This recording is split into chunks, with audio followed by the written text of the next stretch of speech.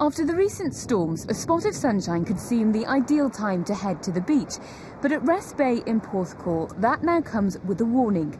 The high tides in past weeks have literally swept the sand away, exposing metal poles and girders and long chains.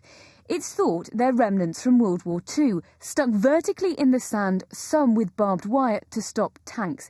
They're now more visible than ever. It probably looked like a steel girder buried in the sand. What happens when the sand disappears over the winter, when you get storms, they usually start to appear. But this year's been particularly bad, and they've appeared about 2 feet out of the sand. Keith Morgan was a young boy during the war. He remembers visiting Porthcawl on holiday from Swansea and only being able to look at the beach and its defences through the wire fence.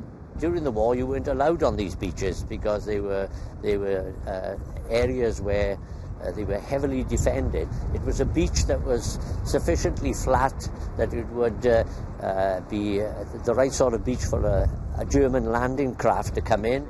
And that's exactly what the army was worried about. Hundreds of troops storming the beach. The big concern were the vehicles and tanks that came with them. After the war, the posts and traps were removed as far as they could be seen. But recent bad weather has shifted the sand. And for some, it seems they're still a nuisance.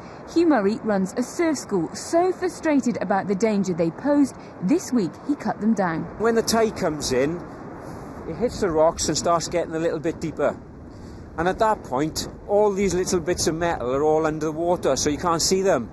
And with surfers in and out of the water, there's quite a good chance that they could either catch their board or their feet. It's not the only piece of history to be revealed by the weather. Last month, 2 cannons, possibly dating back to the Napoleonic War, were found on another beach in Porthcawl.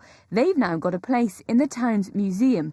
There's no such honour for this discovery, but Jane Council will start work on Monday to remove whatever's left.